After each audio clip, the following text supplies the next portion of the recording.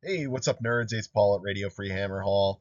Today we're going to do General's Handbook 2526 by the numbers. A quick and dirty, high level look at what's going on in the new General's Handbook with the battle plans uh, specifically.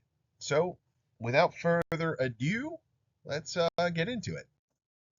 12, that is the number of battle plans in the General's Handbook. That has been pretty standard for us for quite a while at this point. Um, I think it was only the first couple that only had six. So, uh, as always, but all 12 of those are brand new this year, which is very unusual. We haven't had that in quite a long time, having 100% new battle plans. These are largely completely different than anything you've played before, which is really cool. 50, that's the total number of points available in each battle plan for scoring like the normal objectives and all of that. So no longer are we going to be on a 50-point system. We are going to be on an 80-point system because 30 would be the number of battle tactic points that you're able to get in each game. So we have a total of 80 points that we're going to be able to score in each round. So, or I'm sorry, in each game. The 30 is going to be from battle tactics, and 50 is going to be from the main mission scoring, which is interesting. That just the way it's going to be scored, I think a good portion of that is uh, it's going to actually rest pretty heavily on those differences in how many battle tactics get scored just from the way that these new missions are being scored. Speaking of scoring, six, the number of battle plans with standard one, two, and more scoring, but it is kind of with a twist. Now the one is 5 points, two I believe is 3 points, and more is 2 points for a total of 10 available per round. So the six, that's half of the battle plans do not have this sort of standard scoring, which I think it's really interesting that we're going to have so much that is just non-traditional, not what we've had for the last several years. Five, that is the number of objectives on average in each battle plan. This GHB is very heavy on the number of objectives compared to uh, prior generals handbooks. Lots of these have six objectives, several have five. There's one with only two, but that one has sort of an asterisk next to it that you're also potentially capturing terrain for points in that particular battle plan.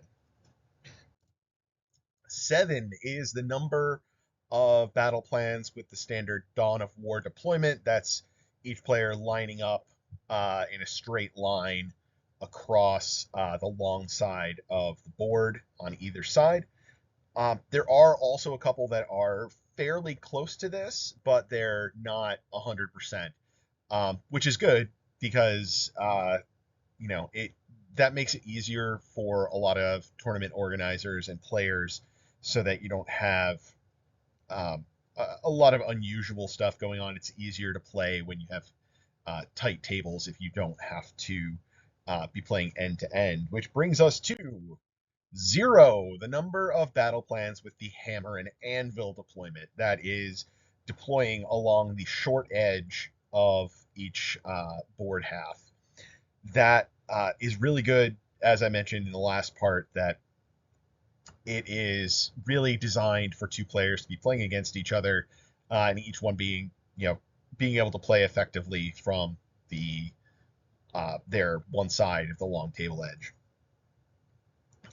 It really is a bit of a departure from some things that we've had in the past, but I think they're realizing that people don't want to play those battle plans in tournaments.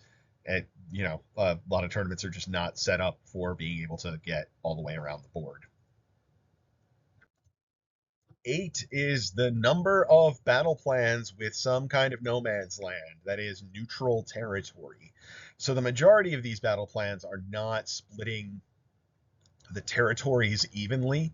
They are in some way having neutral territory in them. Some of it is going to be right in between, some is in the middle, and one of them is just on one side, which is very interesting. Um, that one's going to be a really fun battle plan, I think. All right, 1 is the number of battle plans that include terrain scoring. So one of the battle plans, part of the points is controlling the majority of, or controlling more terrain than your opponent does uh, during the during the turn. This is going to be interesting. People are going to remember really quick that controlling terrain is not sticky like objectives are. So you can't tag them and go. It's going to be, you have to leave units around objectives, or I'm sorry, around terrain features in order to actually maintain control of them. 1, again, the number of battle plans with objectives that change value throughout the game. So that is, one of those scenarios where kind of like a primary objective changes throughout the game. Um, that is a style of battle plan that I really like. Um, and we usually don't see too many things like that. I really like it a lot.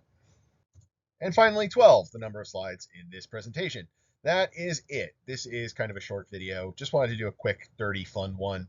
And that's it for now. I'll talk to you all later.